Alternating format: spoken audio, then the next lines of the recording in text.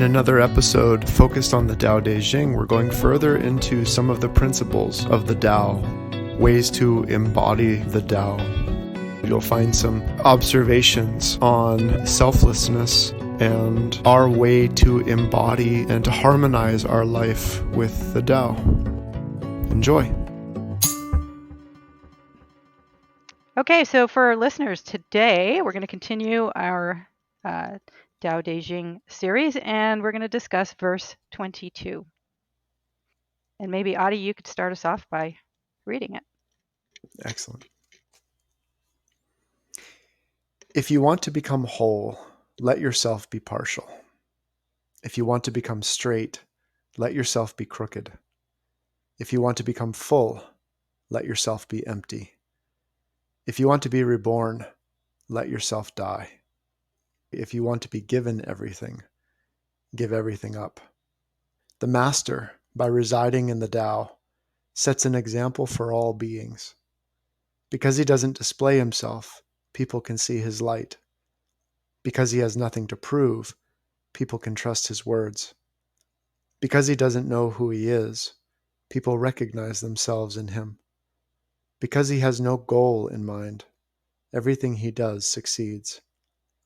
When the ancient masters said, "If you want to be given everything, give everything up," they weren't using empty phrases.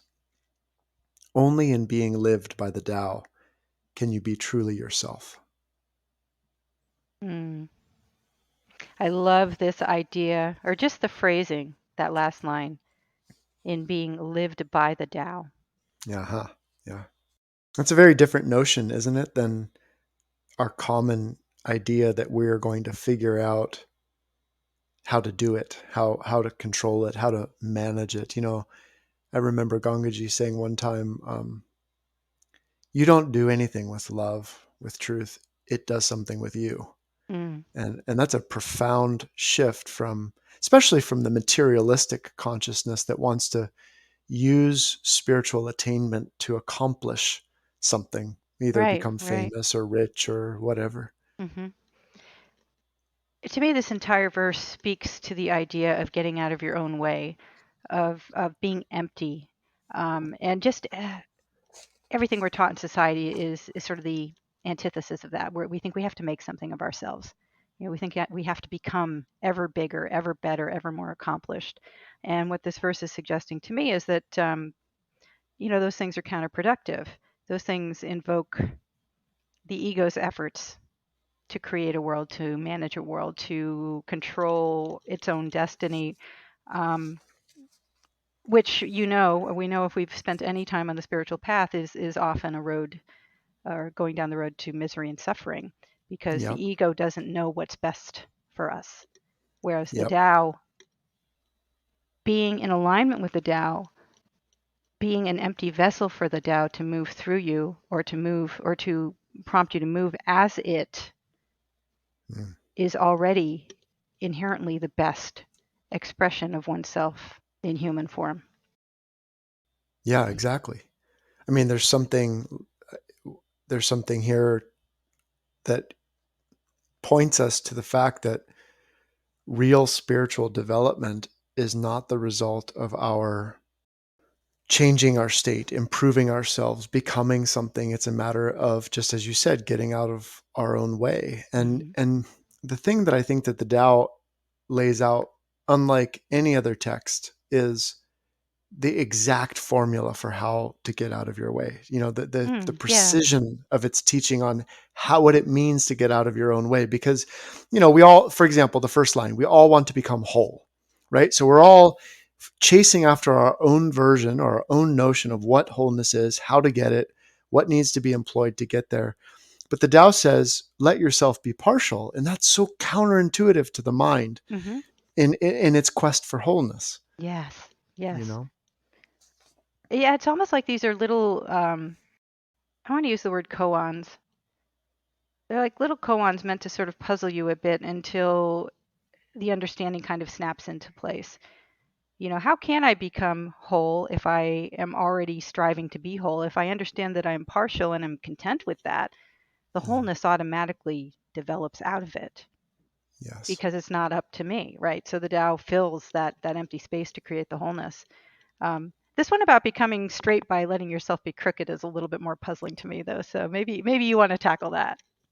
Well, I think, especially in the first stanza here, what we're really given is a formula for alchemy, which Hmm. is, and I think this will speak to those listeners who practice or engage in the teachings of non duality, because most people think that non duality, or well, let's put it this way, it's easy to misunderstand non duality, for example, wholeness, as a state that doesn't include partiality, right? Hmm. But real non duality includes both wholeness and partiality. Hmm. That's the real wholeness, right? Right, That's the, right. right? So it's a wholeness that's not opposite to partiality. So when I look at becoming straight and let yourself be crooked, what I hear is something like, your version of straight is wrong. When Mm. your version of straight includes crooked, Hmm. then you will be straight, right? It's It very makes much it, like the yeah. notion of, like, we have our perfectionistic notions. Things should Hmm. be this way. I should be this way. That should be this way. And the perfectionistic notion says, I'm right about how something should be, rather than the way it is now has perfection in it, right? So it's a major change in our consciousness. I think there's also a subtle hint here, a little bit of a message to the ego, which likes to convince itself that it's already straight and perfect and doesn't need any improvement. That to evolve beyond that wrong understanding of oneself, you have to be willing to embrace the crookedness. Just as if you want to recover from an addiction, you have to first admit there's a problem. So if we look at ourselves and go, oh, yeah, I'm not as straight as I thought I was, and let that be okay, then it opens up space again for the Tao to work with us toward whatever the straight, quote unquote straight, but whatever the straighter version of ourselves is available to be. Do you think that many people walk around, as you said, feeling straight? What do you, could you elaborate on that further? I think there's a certain sort of mistake that we make with ourselves sometimes, as far as wanting to be the best possible version of ourselves and having little check boxes in our minds where okay, if my weight is correct and my dress is good and I've got a respectable job and I've got whatever my ideal family situation or living situation is, that we can check off all those boxes and be in a place where okay, we're straight, we're good, we're acceptable, nothing is broken, nothing is wrong, nothing is missing. But there's also an arrogance that goes to that. The ego can get a little bit full of itself, thinking that it's accomplished something, and that eliminates any invitation for us to be informed by something greater than Mm, ourselves. Does that make sense? mm. Yeah, it does. Definitely. Yeah, that definitely makes sense. I think maybe because pretty much everybody that I spend time with, well, I really don't spend any time with anybody not doing, working a conscious spiritual path. So I don't meet a lot of people like that. So Right, right. yeah, that Yeah, but makes I mean, sense though. just out among that's exactly, yeah, I was going to make that same point. As a matter of fact, was like anybody who's on this path already understands that Yeah. there are things, you're perfect as you are, and yet there's room for improvement, Yeah, right. Exactly. as you stated last Some time. of the wisest words ever spoken. Really. When I saw that phrase in Suzuki Roshi, my mouth dropped open and I was like, it's never been said better than Right, right. But out in the quote unquote real world, out in consensus reality, there are plenty of people who think they're just fine the way they are. And they don't want to be Mm, proven wrong about that either. So, when we run yeah. into, well, you all know the kind of person I mean, I think. So I don't need to describe that. But some people are a bit too self satisfied. Yeah, that's true. That's true.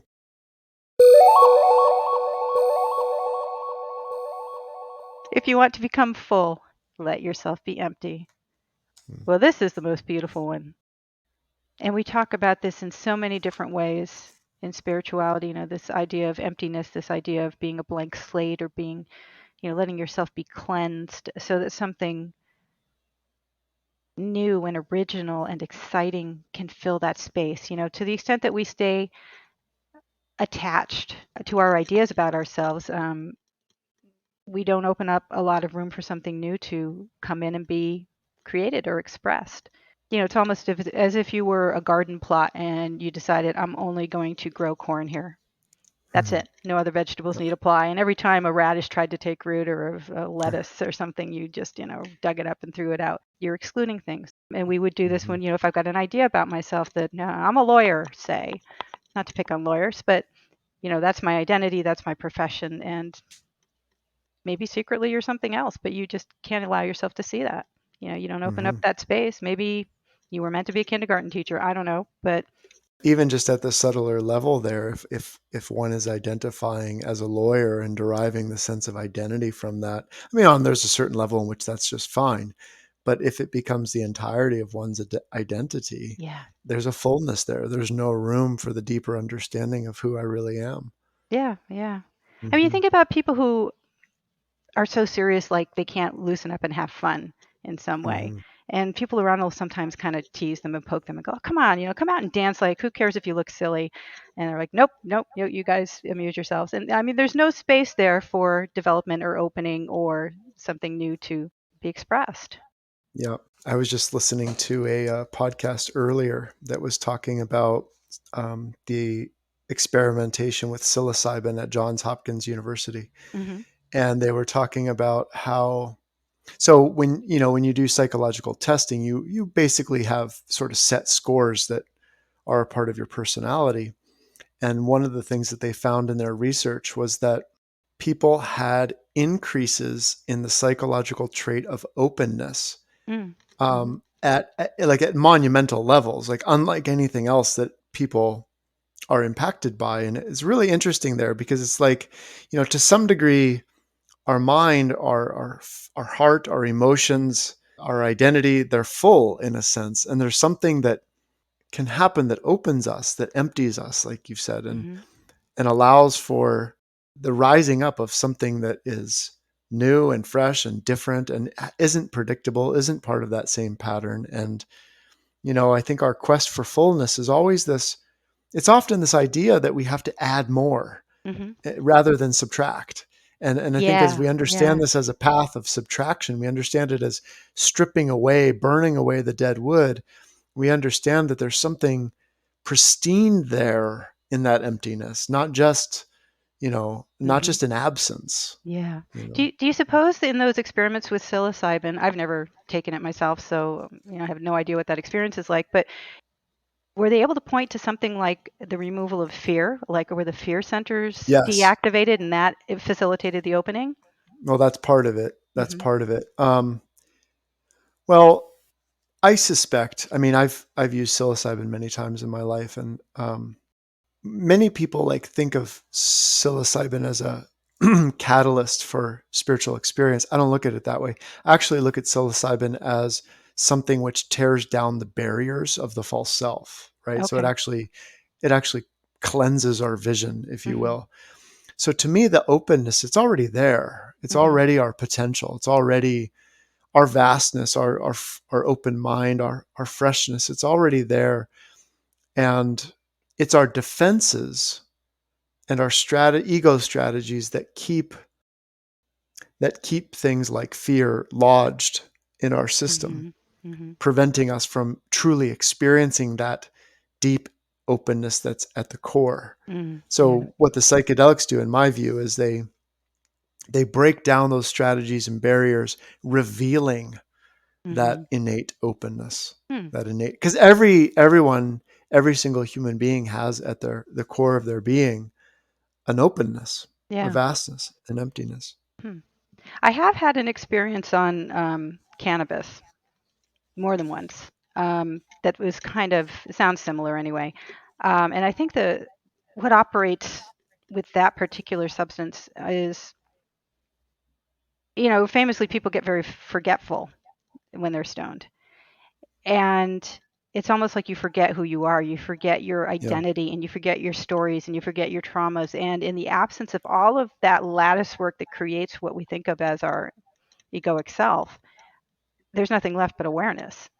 yeah, And there's almost an experience of that same kind of emptiness like that, yeah, um, because you've just completely forgotten who you are, which is yeah. beautiful. That's why people love cannabis, because it induces the experience of space, Yeah. spaciousness. That's exactly what it does. And what spaciousness is directly sort of the inner what correlate to our mind activity. So when mind activity stops, Hmm. spaciousness is what's present, and that's exactly why people use cannabis. Hmm. Yep. Right. Not that we're recommending experimentation to anybody who might be Well, interested. I wouldn't recommend it or condemn it. I think it's a matter of um, I certainly think it can. I think when it becomes addictive or it becomes a replacement for real Yeah, sober spaciousness, then it's a problem because ultimately relying on an external substance for a quality that is innate doesn't work out well in the long run. right. In fact, we could go one by one and talk about the different substances and exactly what part of our true nature they introduce us to. We could. It's very Yeah. fascinating. But It's that'll very have to be a fascinating. separate episode probably. Yeah, yeah. So coming back to the Tao, after that brief diversion down psychedelic lane, Have um, we left the Tao? I didn't notice. well, we are the Tao, are we not? That's right. There It's is no always leaving or coming in the Tao. exactly. If you want to be reborn, let yourself die. I think that's what we're all sort of in the process of on this path is clearing away that false self, killing Yeah. the false self with kindness, with love. This should be our daily affirmation before we slip into sleep every night is let today and every day prior die Yeah. and tomorrow wake up something new. Yeah, and it actually is something that gets easier and easier over time. And maybe that's just because I'm getting older and I don't care so much anymore about what happened to me earlier. But you've described this before about how when one wakes up in the morning, usually the first thing you do is to start to reestablish your name and what place you are on the planet and what's on your agenda today, et cetera. So we rebuild, reify the personality and then go about our day. But as time goes by, with by practicing something different and not doing all of those things, you can just wake up simply as emptiness and let whatever experience comes to you that day be, for lack of a better word, your identity. To just Mm. be the experience that's happening in any Yeah. given moment, and it's so much more efficient, just from a mental activity Efficient. standpoint, than having to. No, seriously. I mean, people underestimate, I think, how this path makes your life easier. I mean, the Yeah. practices can be very difficult, but the end result is that you really don't have to do anything at all.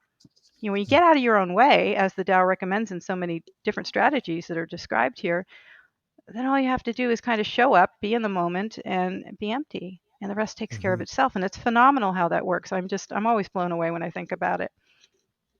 I think there's a clever way of describing this statement that I enjoy, which is that if you really consider your identity, if you really want to know what your identity is, it's now. Now is your identity. Mm, And if you think of things that way, it's like, there's this perpetual dying to yourself, yeah. this perpetual dying to what was Hmm. in order to just be to be the freshness, capital F, the Yeah. freshness of what is.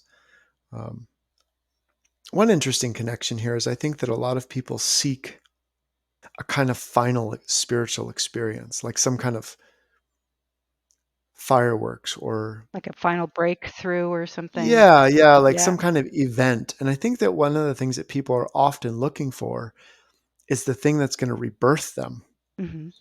and that happens. I mean, those experiences take place, but what we realize is that the dying is a perpetual one. Like Paul says in the Bible, in Christ I die daily. Hmm. It's like that. It's this perpetual death, not an event.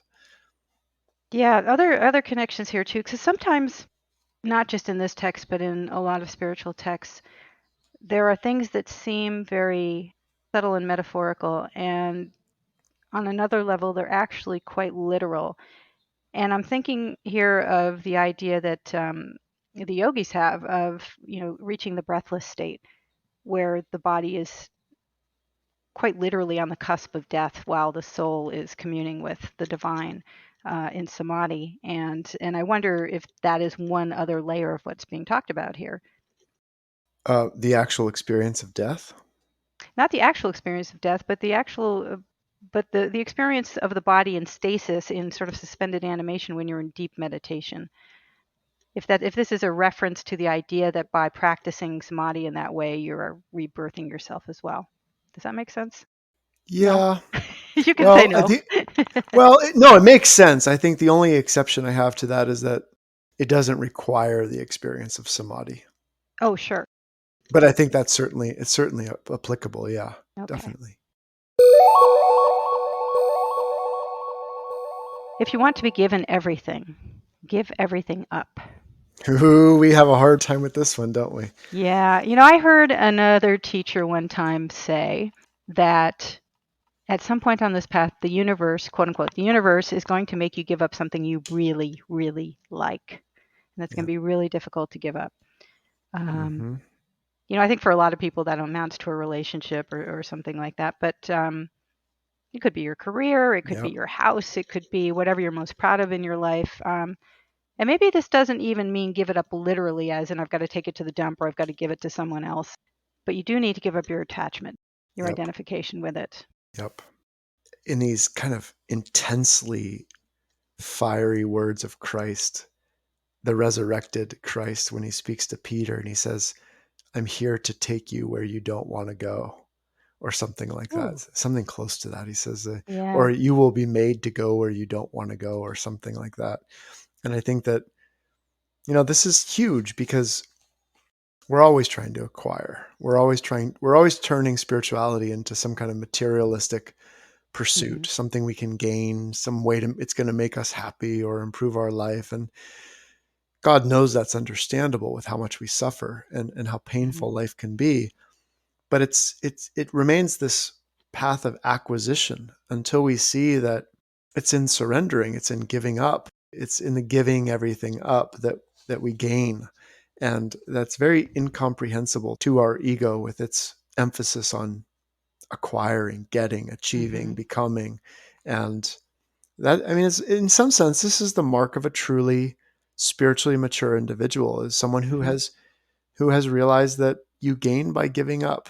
I mean, one of the most obvious permutations of that is when you recognize that your life is not about being happy, it's about being of service. Right. And that's your greatest fulfillment, is to be of service to truth, Hmm. you know. I also hear something in here about, well, from a metaphysical standpoint, we talk about this sometimes when we're discussing manifestation and related pursuits, that the universe can't fill a space that's already full. So if there's something that wants to be created through you, and yet your energy is attached to the things or the people around you, there's no space for that to enter in. And so the continuing sort of emptying out of the things that might be gumming up the works, for lack of a better way to put this, um, kind of clears the space for the Tao to operate, for the universe to create through us.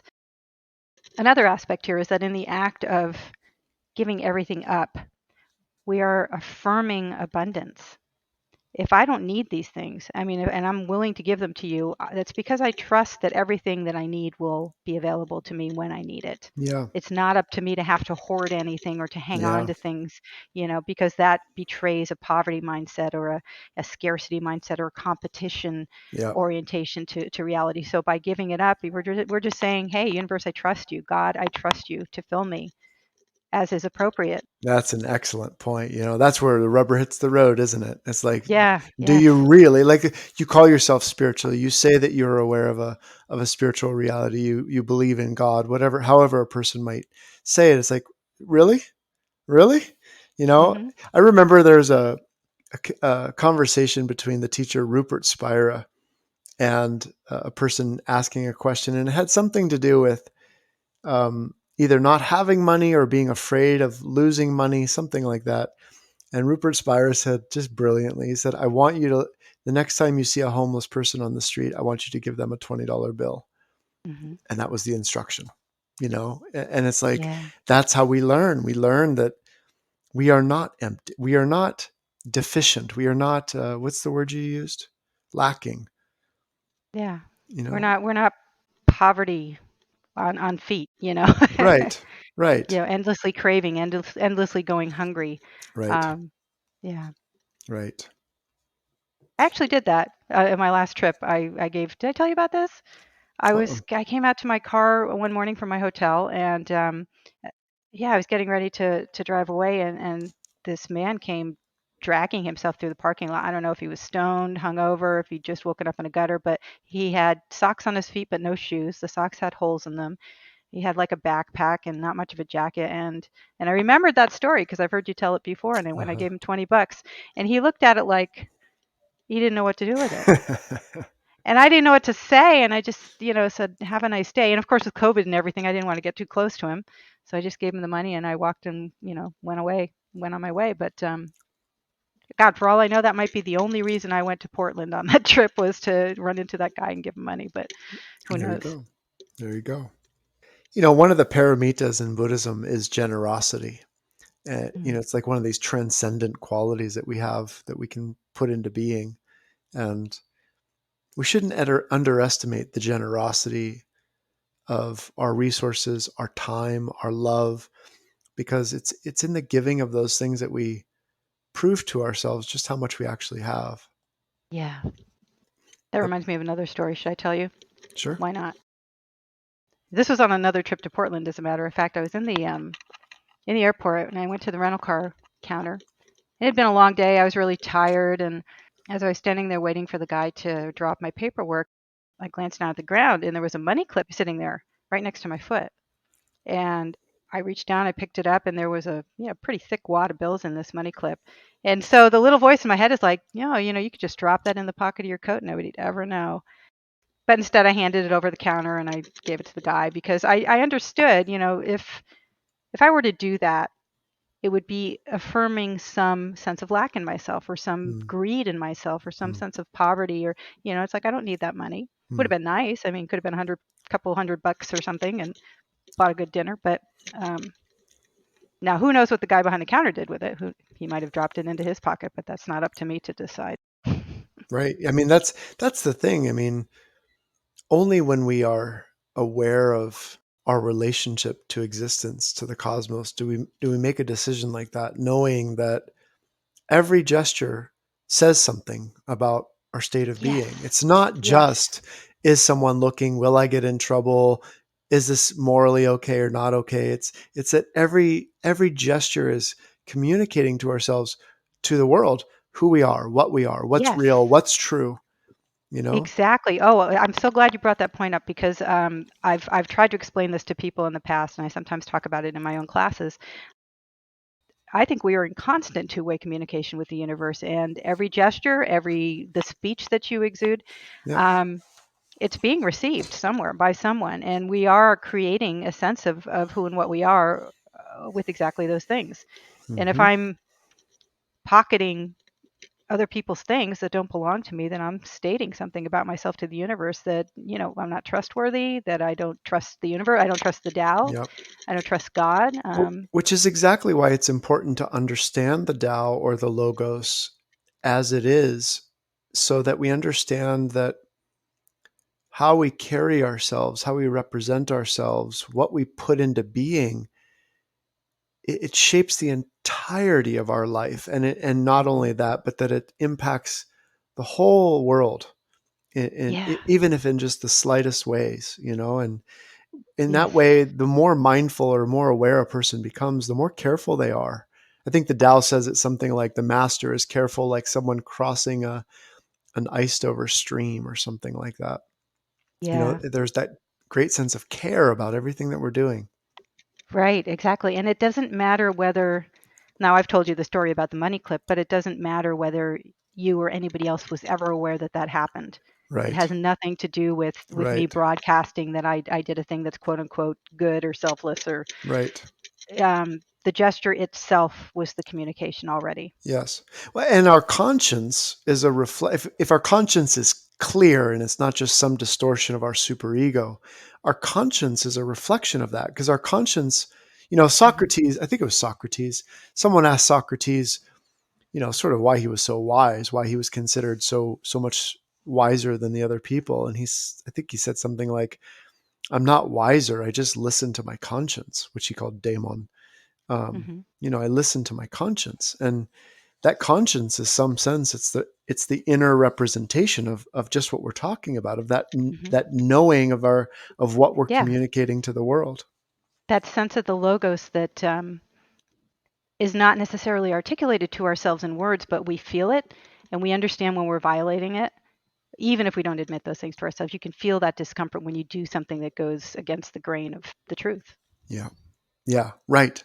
Right. Exactly. That's perfectly put. It's like when you go with the truth, your conscience is clear. You feel Hmm. good. It feels right. And when you betray that, even when nobody's looking, when you haven't gotten in trouble, it's like, Right. and this gets really, well, I don't want to go on a tangent here. It's a great point. It's a great point. Whole other episode. We can Yeah. do that separately. Okay,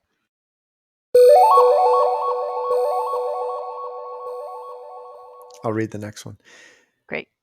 The master, by residing in the Tao, sets an example for all beings. I like unfolding something about sets an example for all beings. Yes. That needs to be said because, I think that becomes our responsibility as we mature. well, it really shifts the focus from a more childlike perspective of what are my rights, what are my privileges, what am I entitled to what do I want to be an example of? And Mm-hmm. that's adulthood. That's adulthood. Yeah. That's a very different world than a world that's focused on getting my rights, my needs, my desires, what have you, to be an And example. isn't it what I think is so funny in public life, some of the politicians and other high profile people that we are aware of is that they try to embody the appearance of being the master Yeah. setting an example. Yeah. But behind the scenes it's really all the other stuff. It's the what Yeah. can I get away with? It's Yeah. what can I accumulate for myself? So to truly Yeah. walk as a master walks and be the example, you have to already have emptied yourself and released those attachments and the other things that are described in the beginning of this verse. I really agree with you very deeply. And I think it's part of the reason we're in such a chaotic situation in the US with our politics and our divisiveness is because we have given way so often to deceit and so Mhm. often to, I won't say malevolence, but corruption. Mhm. And we have not trained ourselves to become an example or spot an example Mhm. or, and without those examples, um, we're fucked. Well, it's hard to identify an example in this age that we live in where everything is packaged by media or manipulated electronically before it ever comes into our awareness. So, Yeah. every public figure that you see, their words have already been scripted for the most Yeah. part. Right. And, we catch them sometimes when they try to ad lib and it doesn't go very well. Yeah. Um, so we're not even sure what we're seeing some of Yeah. the time. Right. Unless you're in the immediate presence of someone physically, it's hard to tell what it is or who it is that you're dealing with. But Mm. even people who are very skilled at deception um, and charismatic, you could be standing 5 feet away from them and still not see through the facade. So I Yeah. don't know if Well, it's very hard. Christ said that just unbelievably potent thing. He said, a prophet won't be recognized in his hometown. Something like right, that, something right. close to that. When I paraphrase Christ, I often get it wrong, but I'm getting the gist of it. It goes both ways. It's like we don't recognize wisdom in front of us because when it's in front of us, it often looks like something else, and we mistake Hmm. it. We mistake Hmm. it for whatever. Often people who bring truth, we we kill our prophets. Yes. We get rid of those who are doing good, and we misunderstand them. And well, we spoke about this last night in A Course in Miracles, that Hmm. we live in the world where everything is opposite to the truth. And so Hmm. when someone comes along as an example, they're usually eliminated in some sense.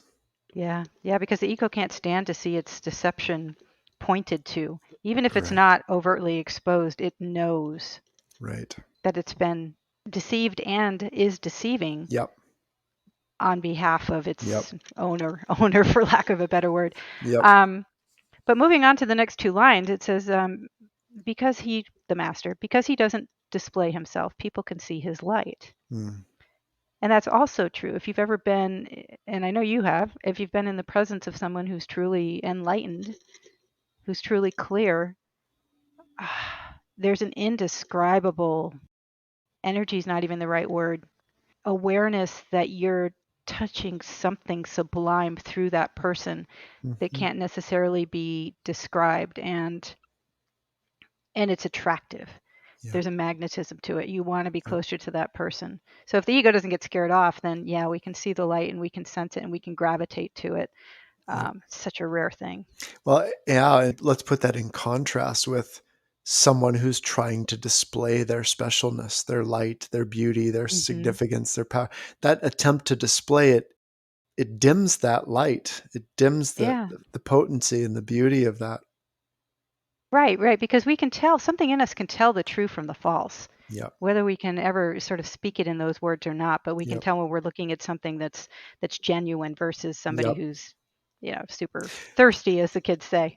It reminds me of when I first entered college. I was in the theater program, and I was fully intent on being a filmmaker eventually, which lasted 2 semesters because I found out you have to take acting classes, and there was no way in hell I was going to do that. Anyway, I was in one acting class, and I remember in particular there was we would do these monologues or dual acting skits.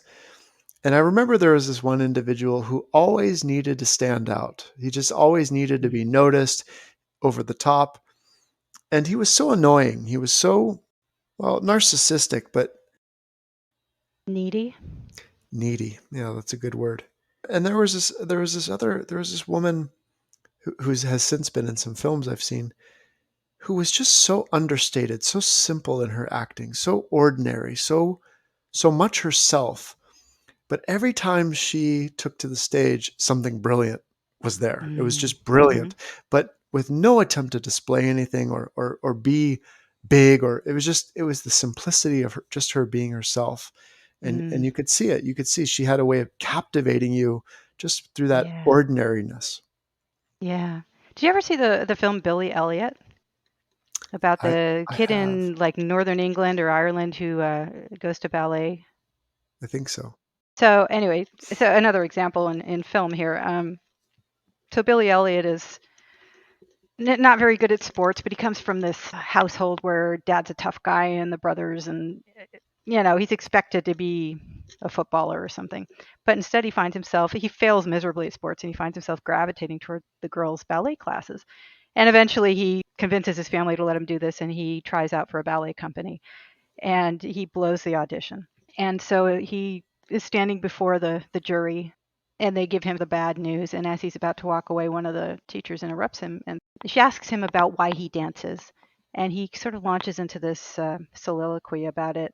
And the final line that he utters is, when the music starts, I seem to disappear. And that's the thing that lights everybody up, and they're like, oh, that's exactly what we're looking for. He just needs training. Uh huh. And this speaks to like the lines earlier here, to empty yourself out so that you can be filled. I've always loved that line, has always resonated with me, the idea of simply letting your personality get out of the way so that something more intelligent can take you over and Yeah. express itself through you, and how effortless it is when you can allow that to happen, Yeah. right? Absolutely. Yep. Yeah. Exactly. So the light that's being spoken of here is not actually coming from the master, him or herself. It's the light of God inhabiting that person. It's not their body, that's for sure. Right, right. Yeah. Because he has nothing to prove, people can trust his words. We should be suspicious of people who have things to prove. I should take my own advice on that. Do you have something to prove? What are you trying to prove? I seem to from time to time. I can be very adamant. I can be very adamant, and that probably makes me less trustworthy. Oh, I don't know about that. Well, I don't know. I mean, Are we talking about Facebook again? it's been an interesting couple of days. Um, there's a fine line, and I tread this fine line often in my life of knowing how important it is to say something and to have something addressed and noticed. And when that becomes something like fundamentalism or goes so far that a person is hurt, in the Mhm. process. And I know in myself, I have to be very careful because I can be very intense and I don't intend to emphasize something to the degree that it is personal or hurtful or anything. But I know I can be very passionate and very intense, especially when Mhm. I know something very deeply. But I think sometimes I've seen in my life that I might lose someone's trust through that level of intensity or Mhm. whatnot. So I think these are wise words here. Well, it's always I'm not talking about you specifically, but it's always a little suspect when someone is convinced that they know, whatever it Yeah. is. Yeah. We have to wonder where the information came from and whether they have an agenda. So that might be part of it. And sometimes when people are very strident about something, it is because they're trying to change your mind or get you to see Yep. the world a certain way. I don't personally experience that with you, but Oh, maybe you some have. have I. I think so. Not to the point that I didn't trust you, though.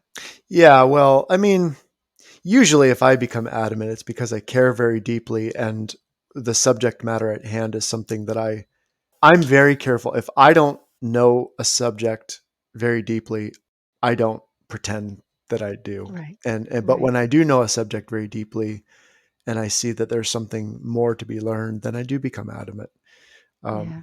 but there's an egotistical element to that arises, right? When you need to prove Mhm. something, when you need to be right, or when you need to be Mhm. more powerful, or whatever it may be, right? And I have seen that firsthand in my life. You lose trust when you speak that way. There's something of a need for empowered humility, right? When we Empowered humility. Yeah. yeah, when we speak Yeah. and Well, and when if you're coming from that place, if you're talking to someone with you've got an agenda, you're trying to prove something either to them or to yourself, then you're using them as a foil for your own ego, and sure. there's not genuine connection happening there. And I think people can often sense that. Yep. Even if you're saying all the right things in the right situation, and this should be working, but there's something that's not, something's off. Yep. The energy that you're coming forth with is not in alignment with the words or something. So people know. I mean, Yep. that's where the Tao is like, prompting us to be like, something's not right here. Yeah. Well, the need to prove something, it always has self in it.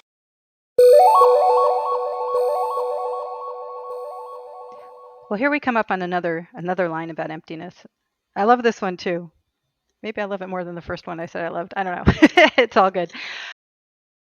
Because he doesn't know who he is, people recognize themselves in him. And yeah, I mean, I have to say that I've experienced that with you very intensely, especially when I first met you and we first, did some work together. Your part of your method is to be nobody, which Hmm. means that my brain has to fill in all of those blanks. And I was so acutely aware of that. It's like, who is this guy anyway? Because all I see is myself.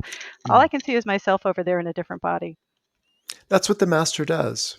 The Yeah. master is a mirror, and all the mirror does, it doesn't represent anything of its own self or position or preference. It just provides that pure reflection. And Hmm. in some sense, that's part of what our mastery is. It's to become a clear mirror Hmm. for others. I love. Have you seen The Artist is Present? No. Oh, watch it. I imagine that you'll love it. It's Okay. Maria Abramovich, who is a performance artist. And in this one called The Artist is Present, this is an installment at, where is it? New York, somewhere. Museum of Modern Art, maybe. She does how long was it? 5 weeks? Day in and day out. She just sits present Hmm. with whoever will Hmm. come and sit with her. And Like across a table or across something? the Or table, yep. okay, And she's yeah. just present. She's just a mirror. Is this And the same woman who she was doing this and a guy showed up and sat down across from her and it was her former lover that they had yes, parted on yes, the Great Wall of China? yeah, yeah, Ah, yeah. yeah. But it's a really nice documentary, and it tells her story, but then it also shows lots of the installment, and it's really beautiful because you get the visceral feel of the master's presence there, Mm. just being a mirror. And you see Yeah. these people interact with her. Some of them are crying, some of them are laughing. You can see some of them fall in love with her, some of them are like confused, but she's just Hmm. a mirror, and so everything is Yeah. just being reflected back at the individual. It's so beautiful. Mm. Yep. I'll look that up. Thank you. Hmm. Well, and what happens when we recognize ourselves in another? If someone is being a pure mirror, I mean, it's like you said, sometimes you can laugh at yourself, sometimes it's intensely uncomfortable. Seeing the things that I know, seeing things in another person that you have not yet really accepted in yourself can be unbelievably uncomfortable. I think that's why we end up, killing our prophets as a collective, is because they're showing us Yeah, parts of ourselves that we have not acknowledged and dealt with. exactly. Yeah, good point. Because he has no goal in mind, everything he does succeeds. Mm. Don't you just hate people like that?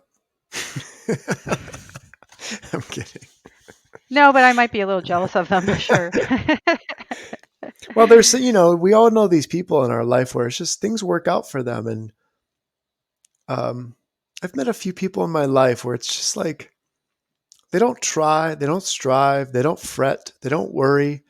And their path through life is so effortless. It unfolds so easily, so gracefully.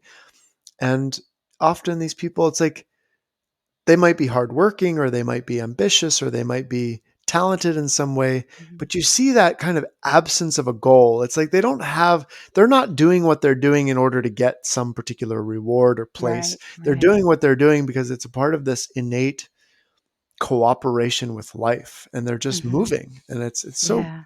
it's so wondrous to watch when we see someone like that. Well, a couple of things occur to me in relationship to that, which is, first of all, I would have to believe such people were raised in a really supportive environment where they learned that the world is a benevolent place more, by and large, and they were supported and guided when they made mistakes in a way that was not shaming Yeah. and that sort of thing. A lot of us who grew up in families that were more dysfunctional didn't get that orientation to life installed early enough. So we had to learn to be our own supports at some point. And until you kind of get that idea, you are engaged in this egoic attempt to control your circumstances and Yep. kind of keep in mind anything that might be coming at you. And we make our 5-year plans, and we try to put one foot in front of the other in a way that's going to drop us off where they said like this bus goes here, right, to financial success or recognition or something. And then we find out that, oh, well, the bus breaks down sometimes, and if we're on it, we're kind of stuck. So that's a really weird metaphor. Sorry, sorry Yeah, for that. there you go. There you have it. Be careful about getting on the bus. but um, but that, and then this, of course, just refers back to the idea of being the moment. Being empty in the moment and being. I saw another teacher who called this. He had a class based on this theme, and he called the class "How to Get Lucky." And in order to get lucky, you have to simply be open to Mm, whatever arises. And because if you're not, then you don't see an opportunity because it doesn't fit into your carefully constructed worldview. So if we right. don't have our structures loose and spontaneous enough, spontaneity, that's a good word. We need to Yeah. learn to be spontaneous with whatever arises. Yeah. Spontaneity is a huge part of this, definitely. Because spontaneity is, in some sense, that's how the living presence of God being manifests itself. It always manifests itself spontaneously. Yeah. It's never pre-programmed. It's never, you know, Yeah. And the beautiful thing about that is that when it happens and you recognize it and it's a surprise, it's so joyful. There's hmm. such delight in all of a sudden seeing the hand of the divine, having sort Yeah. of, I mean, this is a lofty metaphor, but having sort of reached into your life and tweaked something just so that something amazing happened, and Yep. and you were there to see it, and Yep. that was all you had to do. Yep. That's I've cool. always loved poetry for that reason because, and in my mind, I've had a very hard time in the past when I write poetry to go back and edit it because it's so spontaneous that I feel, I mean, I can edit like if I got if something sounds a little bit better a different way, but to fundamentally change the poem, it's not right. There's something about the Mm-hmm. poem that only can be spontaneous. Mm-hmm. I think that's the only way I can write poetry. Yeah. Right. Right. Right. I mean, It that's, just comes yeah. to me, and hard to sit down and just force a poem to come out. Just doesn't work. No. When the ancient masters said, if you want to be given everything, give everything up, they weren't using empty phrases. Only in being lived by the Tao can you be truly yourself. We don't actually know who we are Mhm. until the moment is in play. Yeah. Muhammad said, he who knows himself knows his Lord. And being lived by the Tao, we see that that's all we are. We are the Tao in action. We are its eyes and its ears and its tongue. We are its operation in this world. Yeah. And the ego finds that, well, until it knows better, until we know better, the ego finds that a very scary proposition. This idea that I can simply exist to serve, I don't want to say higher power because that phrase loses meaning after a while, but to serve the spontaneous unfolding of the fabric of reality. To simply surrender to whatever wants to show up right now in this moment. And it might be nothing at all. And it might be totally boring until we change the way we look at those things. Mhm. And sometimes a boring moment can be the exact perfect moment you needed, Right. right? When we're open to that, when we allow that this moment is also perfection. Mhm. There's something very truthful about our capacity to see that whatever is manifest, it is the manifestation of divinity, the manifestation of the Tao. And in some sense, we have to acquire the eyes to see that because it's not immediately obvious. I mean, it's one thing to try to believe that, it's another to experience it. It's one thing to think, oh, our boredom is part of a sacred experience too, and then it's a whole other to be there in the moment as the Tao experiencing the experience of boredom. Right, right. To connect to that simple awareness and understand that that in itself is a miracle. Right. What it perceives is variable and temporary and doesn't really matter. The perception itself is the thing. Yep.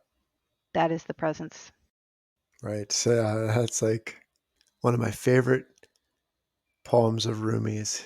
He says, he quotes Jesus, "Lo, I am with you always," means when you look for God, God is in the look of your eye, nearer to you than yourself or the things that have happened to you. That's beautiful. Always nearer, always closer than we might imagine. So close we often miss it. Yes, because that's really the question. Is the question isn't how do you just find the Tao? Is how are you overlooking the Tao?